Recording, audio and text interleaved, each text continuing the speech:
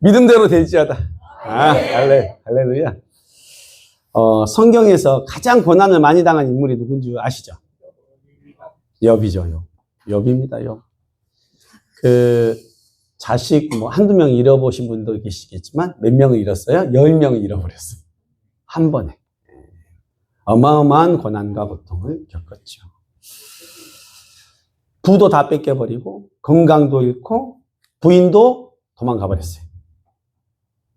다 잃어버렸어요. 이쯤 되면 인생 포기할 만하죠. 그죠? 왜냐하면 젊지도 않아. 이미 나이도 먹었어. 그러면 다시 일어설 힘도 없어요. 그럼 어떻게 돼요? 주저앉죠. 이슬을 찾겠죠, 이슬을. 그죠? 참이슬. 이런 걸 찾으면서. 마시겠죠. 인생이 힘들어지는 거 아닙니까? 그런데, 여러분, 우리가 다 알다시피 굉장히 놀라운 일이 있어요. 욥은 나중에 다 회복을 해버려요. 그잖아요? 참 신기하죠? 참 신기해요. 그는 나중에 그 전에 있던 부가 많았는데 그 부보다 갑절의 부를 얻어버리고 또 하나는 뭐냐면 부인도 젊은 새 부인을 또 얻어가지고 자식을 또 10명 낳네? 하나님 또 그럴 수 있게 건강도 주셨나 봐요. 여러분, 오늘 우리는 그 비결을 배우기로 원합니다. 아멘. 그 비결을 배우기로 원합니다. 어떻게 이런 인생의 반전, 회복을 경험하게 되었을까? 그죠? 인생에서 누구나 크고 작은 고난들을 겪어요. 그죠? 고난이 없는 사람은 없어요. 그러나 그 고난 자체가 문제가 아니라 내가 그것을 어떻게 극복해 냈느냐. 그것이 관건이 아니겠습니까? 하나님의 은혜 안에서 우리의 마음도, 건강도, 물질도, 신앙도, 관계도, 명예도 온전히 회복되기를 축원합니다. 말씀대로 하면 다 회복돼요. 그렇게 약속했거든요. 오늘 이 자리에서 예배 드리시는 모든 분들에게 하나님이 주신 놀라운 회복이 있으시기를 예수님의 이름으로 축원합니다. 오늘 본문에서 본론에서 보면 욥은 지금 뭔가 자기가 잘못을 했어요, 안 했어요? 안 했어요. 자기가 몰라. 내가 왜 고난 당한지도 몰라. 갑자기 뭐가 고난이 찾아와 버린 거예요. 두려움이 찾아오고 문제가 찾아오고 몸이 아파버리고 힘들어져 버리는 거예요. 영문을도 모르는 상황에서 갑자기 자신의 모든 것도 잃게 돼버려요. 재산이라도 있으면 그거라도 버티겠는데 어떻게 해요? 재산도 날아가 버렸네. 그럼 또 버틸 수 있는 게 뭐예요? 자식들이 있으면. 자식을 의지할 수 있죠? 자식도 어떻게 해요? 싹 죽여버렸어요. 어떻게 됐어요, 지금? 의지할 게? 그러면 마지막 남은 게 뭐예요? 마누라. 부인. 한 입을 접은 사람이죠? 근데 그 부인이 어떻게 해요? 도망가 버렸어요. 자, 이 정도의 고난 당해본 사람 있습니까? 없습니까? 아무도 없어요. 욥이 처한 고난을 잘 설명해주는 본문이 있어요. 어떻게 했냐면 욥기 23장 8절 9절 우리 같이 한번 읽어볼까요? 시작. 그런데 내가 앞으로 가도 그가 아니 계시고 뒤로 가도 보이지 아니하며 그가 왼쪽에서 일하시나 내가 만날 수 없고 그가 오른쪽으로 돌이키시나 배울 수 없도다. 자, 이게 심정이에요. 자기는 지금 고난을 당했어. 자기는 하나님 믿고 있는 사람이 하나님을 찾았어. 이제 하나님 보여요, 안 보여요? 앞에도 안 보이고. 그럼 뒤에 계시나? 뒤에도 안 보여. 오른쪽에 계시나? 안 보여. 왼쪽에 계시나? 안 보여. 이게 지금 심정이에요. 너무너무 고통스러운데 하나님이 안 보이는 상황. 마치 예수님께서 왜 저를 버리시나이까 하셨던 것처럼 철저하게 외로움에 의지할 것이 없게 돼버리기만 해요. 하나님까지도. 그는요, 자신이 처한 고난의 상황에서 그 어떠한 답도 얻을 수 없는 상황이 돼버렸어요. 현실은 냉혹한데 그 불행의 이유도 알지 못해요. 욥은요, 원래 신앙을 갖고 있던 사람이었어요. 그래서 그가 자신이 왜 고난을 당한지 그 이유를 알고자 기도했으나 하나님이 응답을 안 해줘버린다니까요. 이것만큼 고통스러운 게 없는 거예요. 내가 잘못한 것도 없는 것 같은데 이게 뭐가 문제지? 답이 안 나오는 거예요. 이유라도 알면 어떻게 해요? 감사하지. 이유라도 아니고. 근데 이유도 모르는 채 지금 당하고 있는 거예요. 마치 끝이 보이지 않는 깊은 어둠의 터널 속으로 깊이 들어온 것 같은 상황. 빛이 안 보여, 아예. 자기를 도와줄 사람도 없어요. 그는 철저하게 외로운 싸움을 하고 있습니다. 그런데 이때 이런 충격적인 사건을 당하고 난 욥이 한 고백,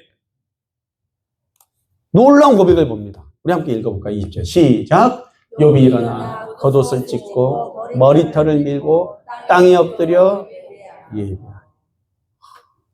옷을 찢는다는 것은요, 고대 사람들에게 이 마음의 원통함과 아픔을 표현해요. 자신의 그 가슴 아픈 상황을. 그래서 옷을 찢는 거예요. 찢고 머리털을 밀어버렸어. 삭발을 해버린 거죠. 그리고 어떻게 해요? 땅에 엎드려요. 그래서 뭐래요? 원래는 찢고 고개를 하늘로 쳐들고 뭐라고 해야 되는 거예요? 와! 해야 되는데 어떻게 해요? 지금 방향이 땅으로 엎드려 버렸어요. 자기가 뭔가 혹시 하나님 앞에 문제가 있나? 바로 무릎을 꿇어버려요. 그러면서 뭘 했다는 거예요? 예배했대요. 욥은 예배했다는 거예요. 욥은 예배했다는 거예요. 여러분, 욥은 첫 번째 인생의 반전, 회복의 비결은 뭘까요? 그래서 첫 번째, 그 다음 페이지. 뭘까요? 예배로 회복하라. 가장 첫 번째 회복의 비결은 뭐예요? 예배를 회복하는 거예요. 회복. 우리 믿는 사람은요, 뭐를 회복하는 거예요? 예배로 회복하는 거예요. 그는요, 끝까지 하나님 찾았다는 거예요. 어떤 상황 속에서도. 욥은요, 다 잃고 다 놓쳤어도 뭐 하나만 놓지 않았다? 하나님을 찾는 것만은 놓지 않았다. 근데 지금 이게 놓지 않은 상황이 어떤 상황이에요? 자기가 기도하면 응답해 주는 상황이 아니라니까요? 하나님이 없는 것 같은 상황이라니까요? 대답도 안 하는 하나님이라니까요? 그냥 마치 무관심한 하나님 같다니까요? 여러분, 우리 성도님들 생각해 보세요. 우리 다른 교회, 이번에 내가 어제 신방 간 데서 그런 얘기를 하더라고요. 어떤 성도님이 신방 갔는데 거기 오셨던 분이 그 얘기 하더라고요. 그 성남에 다시는 분이신데 교회 열심히 다니는데 목사님이 설교할 때 눈빛 한 번 안 줬다고 교회 안 나가버렸대. 여러분, 그래서 근데 깜짝 놀랐다니까요. 그래서 내가 지금 고개를 이렇게 잘 돌려야 되겠다. 내가 지금 그 생각을 하고 있다니까요. 근데 지금 하나님이 전혀 안 보인 상황이면 어떡했습니까? 막막하지. 길이 없죠. 그잖아요. 제가 그 이가병 목사님 간증을 들은 적이 있는데 그분이 그러시더라고. 그 학교 선생님 하실 때인가? 그때 이제 빚이 너무 많은데 월급이 들어오면 다 거기로 들어갔다대요. 8년을 그렇게 하셨대요. 8년을. 근데 그러니까 뭐 먹을 것도 없고 얼마나 힘들었어요. 근데 새벽 예배를 놓치지 않고 나오셨다. 맞죠? 제가 제대로 들었죠? 그분 지금 어떻게 살고 계십니까? 잘 살고 계시잖아요. 하나님 복 주셔가지고. 그분이 뭘 놓치지 않았어요? 예배를 놓치지 않은 거예요. 깜깜한 터널 속에서. 그 고통의 시간 속에서 뭘 놓지 않은 거예요? 예배를 놓지 않은 거예요. 사랑하는 성도 여러분, 고난과 역경이 찾아오면요, 우리는요, 매일매일 하나님께 도리어 예배하셔야 돼요. 예배를 하셔야 돼. 그러면 머지않아 회복이 돼요. 못 믿겠다고요? 못 믿겠다고요? 한번 해보십시오. 해보고 안 되면 저 찾아오십시오. 안 해보고 얘기하지 마시고, 해봤는지 안 되면 나한테 얘기하시라. 회복이 된다니까요. 그런데 예배를 그냥 숙제하듯이 드리면 안 돼. 나 오늘 찍었어요, 오늘? 그잖아요. 나 오늘 나왔어요. 이게 아니라 어떻게 하는 거예요? 진실. 마음을 다해요. 하나님 앞에 예배해야 된다. 이게 예배가 그래서 굉장히 중요해요. 왜냐면 이스라엘의 사사였던 엘리 제사장이 있어요. 엘리 제사장. 엘리 제사장의 아들 뭐예요? 홈리와 비느하스가 있었어. 근데 얘들은 제사장, 대제사장의 아들들이니까 제사장들인데 엄청 잘못을 해버렸어요. 어떻게 했냐면 3일상 2장 17절에 이렇게 나옵니다. 같이 읽어볼까요? 시작. 이 소년들의 죄가 여호와 앞에 심히 금은 그들이 여호와의 제사를 멸시. 하나님 앞에 제사 드리고 예배 드리는 거를 쉽게 생각해 버리는 거예요. 그러니까 어떻게 돼요? 그들은요 평소에 하나님께 거룩하게 드려진 예물을 막 먹어버렸어. 아무렇게나 먹으면 안 되잖아요. 우리 이미 레위기 배웠는데. 그리고요, 회막문에서 수종드는 여인이 있었어. 여인들과 동침하는 죄를 범해버려요. 간음의 죄를 범해버려요. 하나님 앞에 원래 제사장들은 어떻게 해요? 거룩해야 되는데 완전히 그냥 무시해버린 거예요. 말씀 무시하고 살아버린 거예요. 그러니까 어떻게 되냐면 하나님께서 엘리한테 그래요. 엘리 제사장한테. 너희 아이들 죽일 거다. 너희 후손들 다 끊길 거다. 이게 얘기를 하셨는데 진짜로 블레셋이 군대가 쳐들어와가지고 이제 전쟁에 나갈 때 이들이 신앙이 없으니까 전쟁에서 질 것 같으니까 언약궤를 갖고 가, 전쟁에. 마치 부적 붙이듯이 갖고 가요. 근데 거기서 철저하게 깨져버립니다. 그리고 홈리와 비느하스는 거기서 죽임을 당합니다. 그런데 엘리 제사장은 그 얘기를 소식을 전해 들어요. 그러니까 충격을 받고 뒤로 쓰러졌는데 의자에 박혀서 거기서 죽어버려요. 그런데 며느리들 있죠. 며느리들 임신했는데 그 소식을 듣고 애가 다 죽어버려요. 그러니까 그 집안이 말씀대로 다 끊겨버려요. 하나님 말씀은요, 그대로 이루어지는 것이죠. 여러분, 이거는 아론의 아들들, 나답과 아비후도 마찬가지거든요. 하나님께 잘못된 불, 제사에 잘못된 불 들으니까 어떻게 하나님 바로 죽여버려요. 제사를, 하나님께 예배를 함부로 생각하면 안 되는 거예요. 예배 한번 잘 들으면 여러분 살아나 버려요. 인생이 바뀌어버려요. 이따 오후에 볼 수 있습니다. 이따 오후에 굉장히 귀한 분 하나 모셨으니까 오후에 인생이 완전 바뀌어버린 사람이 있어요. 그걸 한번 보여드릴게요. 여러분, 그 제사장들이 다 죽어버리니까 어떻게 해요? 이제 대를 못 잇죠? 그러니까 어떻게 해야 돼요? 어떻게 해야 돼? 근데 딱 보니까 어릴 때 그 집안에 양잘 하나 들어온 애가 있네? 어릴 때 사무엘. 어릴 때부터 막 심부름하던 사무엘이 있었어요. 근데 원래는 이 사무엘은 어떤 거냐면 제사장이 될 수 없는 사람이야. 왜냐? 아들들이 돼야 되거든.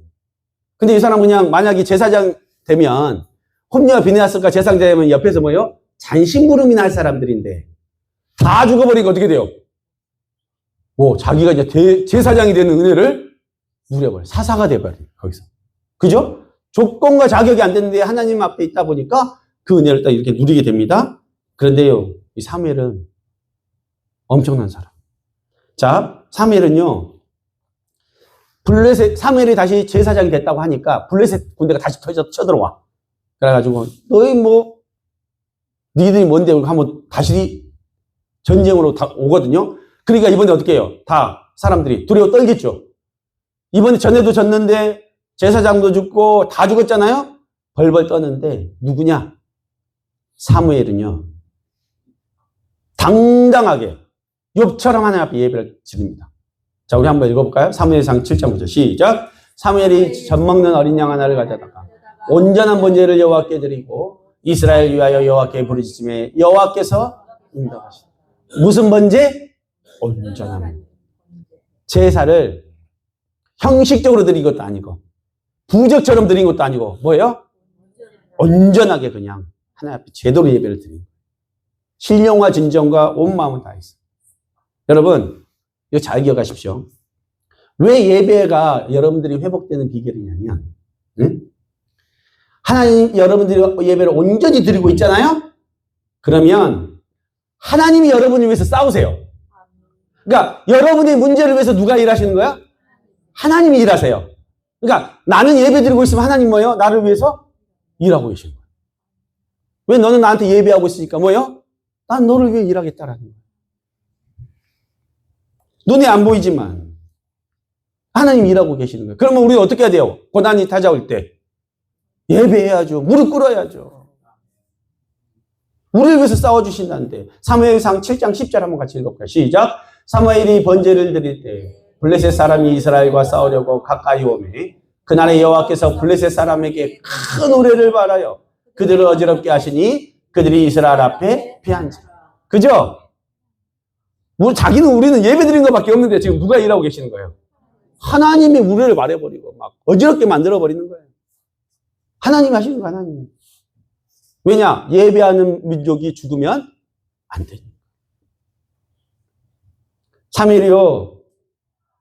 번제를 드릴 때 여호와께서 블레셋 사람에게 큰 우레를 발해가지고 다 이기게 만들어주세요. 그래서 이건 뭐냐면 모세가 이 모세가 아멜렉과의 전투에서 어떤 일이 있었냐면 산에 올라가가지고 전쟁을 보고 있으니까 막 지고 있어. 이거 안 되겠다 그래갖고 기도를 해요. 두 손 들고.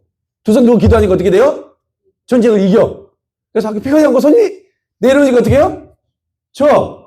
다시 올리니까 이겨. 내리니까 져. 그러니까 어떻게 해요? 아, 모세 바로 내려오면 안 된다 그래가지고 돌아와가지고 아론과 홀이 어떻게 해요? 받쳐주죠. 그건 뭐예요? 하나님 앞에 예배하고, 그죠? 하나님을 바라볼 때 누가 일하신다는 거예요? 하나님이 일하신다는 거예요. 그 전투가 이스라엘의 첫 전투였어요. 그것을 통해서 여호수아에게 똑똑히 바라라고 했어요. 너의 승리의 비결이 어디냐? 회복의 비결이 어디냐? 예배하는 것이다.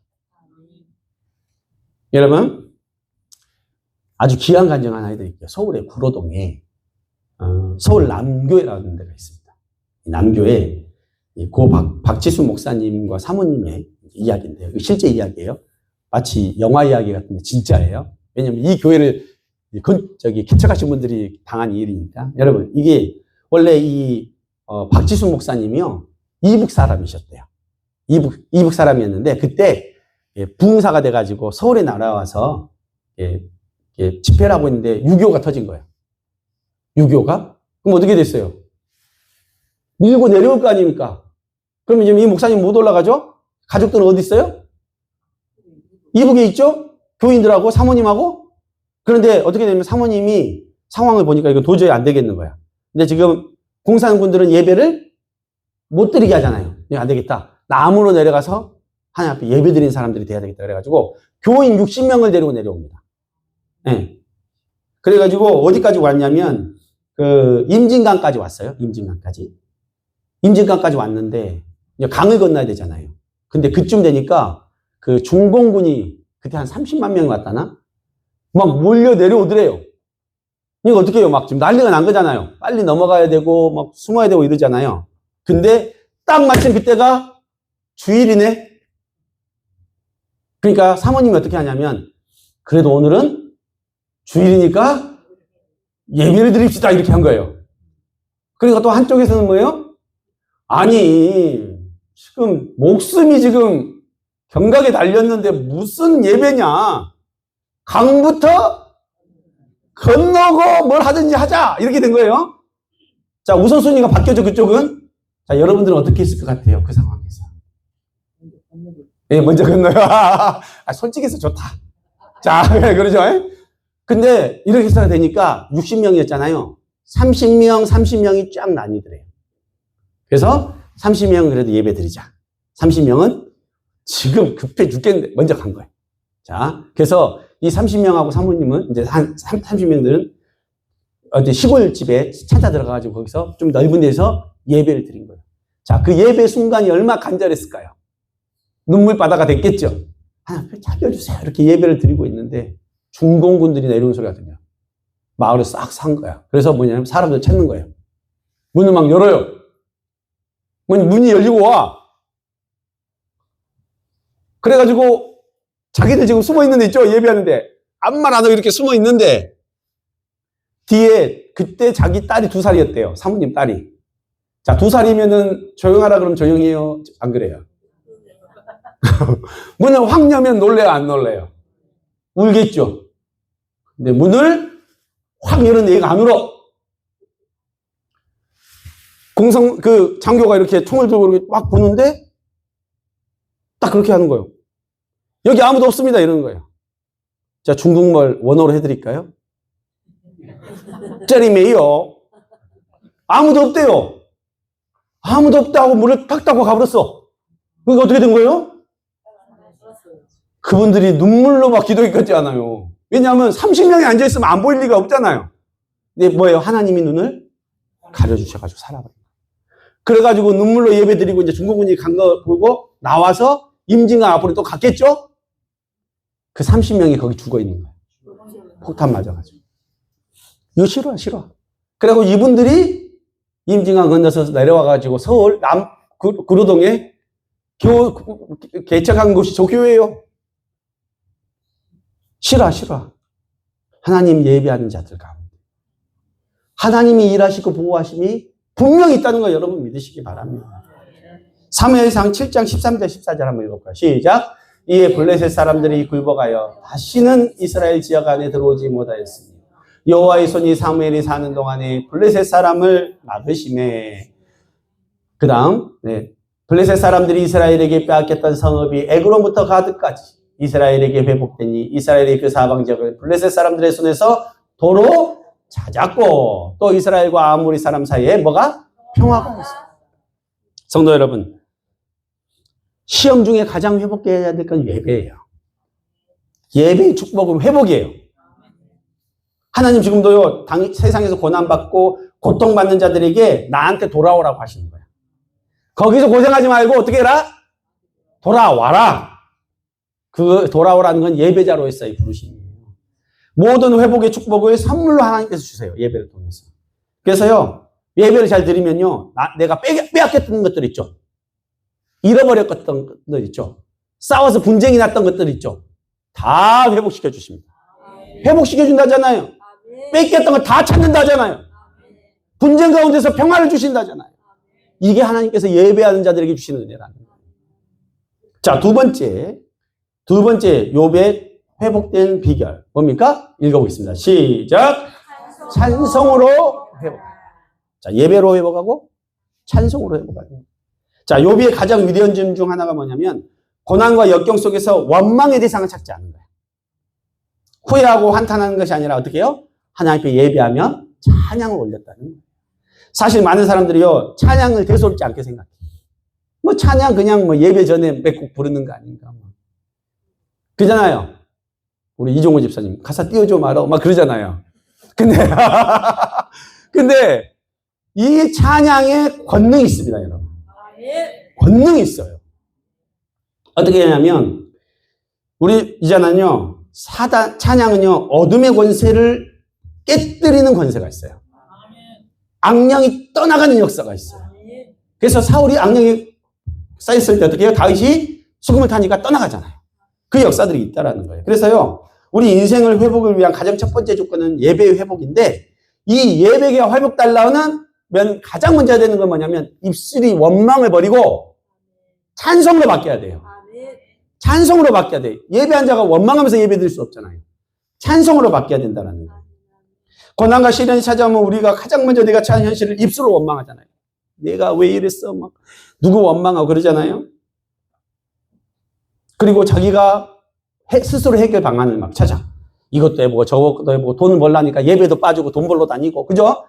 막 여기 갔다 저기 갔다 막 그러고 사는 거예요. 그런데 생사화복을 주관하시는 분이 누구예요? 하나님이잖아요. 문제 해결을 누가 할 수 있어요? 진짜 믿으세요, 여러분? 진짜 믿으세요, 그걸? 그러면 하나님 앞에 온전히 예배로 돌아오십시오. 아멘. 겨우 주일 예배 한번 나오는 걸로 안 돼요. 찬송은 감사의 고백이에요. 욥처럼 고난의 이유를 다 알 수 없지만 우선 하나님이 역사하실 것을 신뢰하는 거예요. 그러니까 믿음으로 그냥 나가는 거예요. 안 보여도 나가는 거예요. 이 눈에 아무 증거 안 입에어도 믿음만을 가지고서 늘 걸은다. 그 고백을 하면 나가는 거예요. 그래서 22절 이것이 그가 고난 중에 찬송한 이유예요. 22절 같이 읽어볼까요? 시작. 22절. 그 다음 페이지. 예. 시작. 이 모든 일에 욥이 범죄하지 아니하고 하나님을 향하여 원망하지 아니하고. 원망 안 하려고 찬양한 거예요. 하나님을 신뢰하려고 찬양하는 거예요. 욥이 다른 뭘로 회복했겠습니까? 자기 힘으로, 자기 능력으로 회복하라면 그거 회복할 수 있었겠어요? 나이도 다 먹고? 안 돼요. 떠나간 부인 돌아오게 할 수 있어요, 없어요? 전어를 잘 구워주면 돌아온다고 하더라고요. 못 돌아와요. 그잖아요. 자기가 잃어버린 거 나이 먹고 어떻게 그걸 다시 전성기처럼 살립니까? 안 돼요. 그럼 누가 해주신 거예요? 하나님이 해주신 거예요. 여러분, 우리가요, 찬송하는 이유는 그냥 그것뿐만이 아니에요. 우리가 이 땅에 존재하는 목적이 뭐예요? 찬송하기 위해서요. 이사야서 43장 21절 22절에 시작. 이 백성은 내가 나를 위하여 지었나니 나를 찬송하게 하려 합니다. 그러나 야곱아 너는 나를 부르지 아니하였고 이스라엘아 너는 나를 괴롭게 여겼다는 거예요. 뭔 예배가냐? 귀찮다. 예배에서 뭐하냐? 찬송에서 뭐하냐? 그런 소리를 하고 있었다는 거예요. 누가?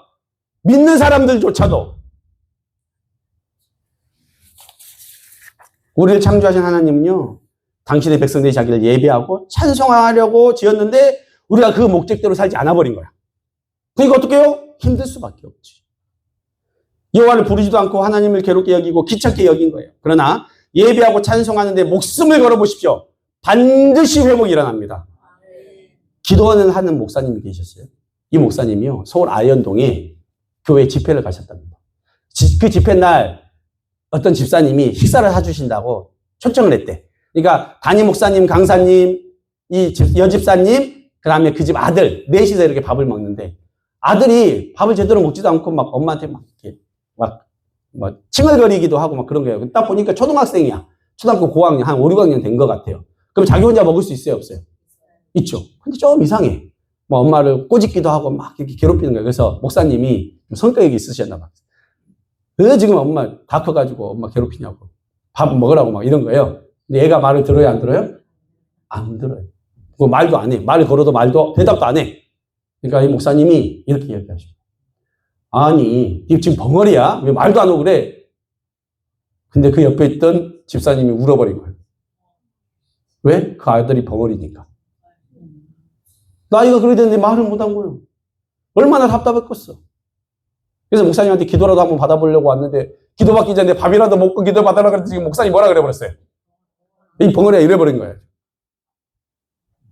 그래가지고 우리 아들 벙어리입니다. 특수학교 보내야 되는데 이제 중학교 가면 특수학교 보내야 되는데 어떻게 할 수도 없고 정말 너무 괴롭습니다. 이러니까 이 목사님이 그런 거예요. 집사님, 방법이 있습니다. 자, 솔깃해요, 안 해요? 지금 여러분도 솔깃하죠? 방법이 뭐일 것 같죠? 솔깃하죠? 목사님이 이렇게 얘기했대요. 아침, 저녁으로 찬송하십시오. 같이 이랬다. 벙어리 아들을 데리고 같이 찬송하라 그랬대요. 같이. 그러면 아들은 할 수 있어요, 없어요? 안 나오잖아. 그러니까 이 집사님이 기분이 확 나쁜 거야. 놀래가지고 아니 우리 아들이 지금 벙어리인데 어떻게 하냐고 하니까 이 목사님 뭐라고 얘기하냐면 그 다음 페이지. 아니 성경에 말 못하는 자는 노래한다고 하지 않았냐? 한번 말씀을 믿고 한번 순종해봐라. 말씀 믿고 한번 순종해봐라. 당신 생각 말고. 그랬더니 이분도 아들 고쳐보려고 이 병원, 저 병원, 이 약, 저 약 안 먹여본 게 없으니까 방법이 없었단 말이에요.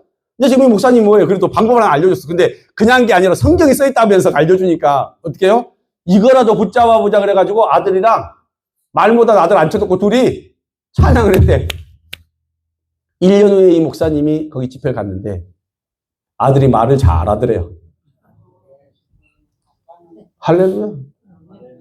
말문이 어떻게 하는 거예요? 여러분, 사실요, 찬송하고 예배하는 거 아무것도 아닌 것 같죠? 그 사단이 하는 소리예요. 예배 가운데 기적이 일어나는 거예요. 우리 삶의 회복의 기적이 일어나는 거예요. 예배가 기본이에요. 예배에는 찬송도 있고 말씀도 있고 기도도 있잖아요. 그죠? 예배 속에 다 있잖아요. 예배를 잘 드려야 되는 거예요. 인생 바뀌어요. 우리 승리 있죠, 승리. 우리 승리 많이 못했습니다, 잘. 근데 엄마가 학교 데려다 주면서 앉혀놓고 맨날, 뭐죠? 성경 막, 시편 23편 그런 거 있죠? 여호와는 나의 목자신. 맨날 외우게 하니까. 말씀 암송하면서 말이 되기 시작해요. 지금 성경 필사도 하고 성경 읽고 있잖아요. 제가 맨날 검사하거든요. 여러분, 성경 겁나 잘합니다, 우리 아들. 웬만한 분들보다 더 알걸요, 지금? 할렐루야. 그건 저도 경험한 거예요, 저도. 우리 가족.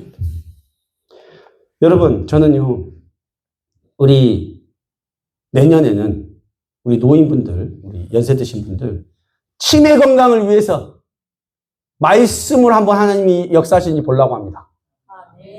저 하나님 역사하실 줄 믿어요. 그렇게 될 줄 믿으십니까? 한번 해보시게요. 하나님이 일하시는지 한번 보시게요. 욥기 42장에 보면 그는 말년에요. 갑절의 물줄기도 복을 받고 아들 7명, 딸 3명 또 낳고, 에? 물줄도 갑절로 얻어버렸어. 140년 살면서 아들과 손자 4대까지 보고 죽었대요. 이런 복이 여러분 모두에게 있기를 축원합니다. 욥기 42장 2절에 그의 믿음의 고백이 나와요. 이 믿음이 있었던 거예요. 같이 한번 읽어볼까요? 시작. 주께서는 못하실 일이 없사오며 무슨 계획이든지 모두를 이루실 것이 없는 줄. 사랑하는 성도 여러분, 하나님께서 못하실 일이 없습니다. 무슨 계획이든지 이루실 일이 없습니다. 그러면 예배 한번 목숨 걸어보세요. 한번. 집안. 아침 저녁으로 예배하고 하나님께 찬송해 보십시오. 놀라운 인생의 반전이 일어나는 거예요. 제가 보니까 참 다들 그래 막 힘들다, 힘들어요, 어려워요. 그래서 내가 그러면 하나님 앞에 좀 예배 좀 들어보십시오. 이런 게 예배 안 드려요. 하나님 앞에 한번 승부를 걸어보세요. 그런데 안 해. 안 한다니까요. 심지어는 이미 그렇게 경험을 해서 회복이 된 경험을 가졌는데도 안 해.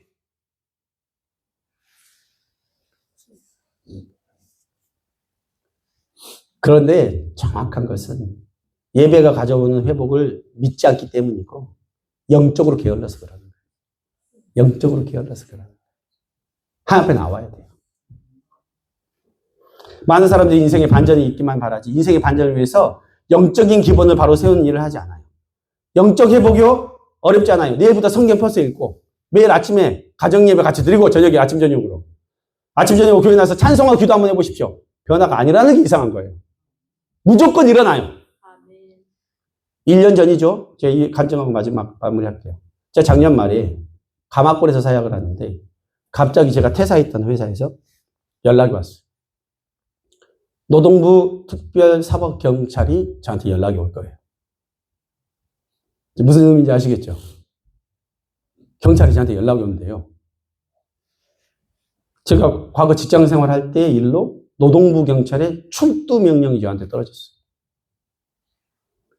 전 난생 처음으로 경찰 앞에 가고 조서도 쓰고 또 내용을 알아보니까 과거 제가 직장에 있었던 사람이 이미 퇴사한 저를 신고를 했대요. 제가 다녔던 회사가 자기 살겠다고 모든 것을 어떻게 해요? 저한테 다 떠넘겼어요. 그래서 당시 저는요, 경찰에 출두해가지고 엄청 고생했어요. 근데 문제는 뭐냐? 내가 나의 결백을 증명해내지 않으면 1억 몇천만 원 벌금을 내야 됐고, 그걸 내가 못 내면 감옥에 5년 가야 되는 상황이에요. 인생이 갑자기 이렇게도 되대요.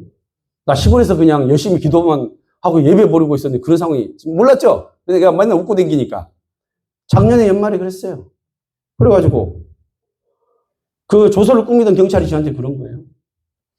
당신은 지금 여기 이 모든 것들을 보면 100%다 이거는.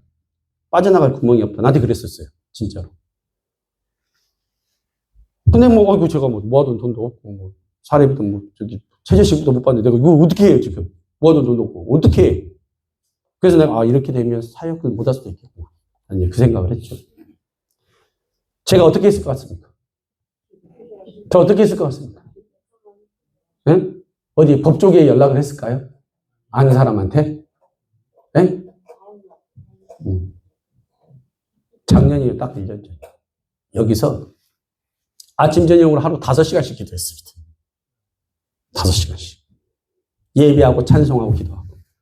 하나님만이 나를 살려주실 수 있고, 하나님만이 나의 억울함을 해결해 주실 수 있다. 기도했어요. 근데 그 기도를 통해서 제가 굉장히 겸손해지고 낮아지고, 내가 이 가마골에 여기서 강대상에 서 있는 것 자체가 은혜구나. 이거 하나님이 허락하지 않으면 나는 이 자리에 서 있을 수도 없구나. 그거 깊이 깨달은 굉장히 마음이 겸손해지더라고요. 그런데 하나님 앞에 매일매일 기도하며 나아가니까 놀라운 반전이 일어나고 그랬어요. 저를 모함했던 그 회사에 다니던 그 사람이요. 그 회사에서 잘렸어. 그 회사는 공식적으로 자기들이 잘못했다고 인정했어. 그래서 저는 그 경찰한테서 자유함을 입었어요. 지장 찍어주고 나왔어. 할렐루야. 저 들어갔으면 여기 못 있습니다. 하나님 그렇게 일하시더라고요.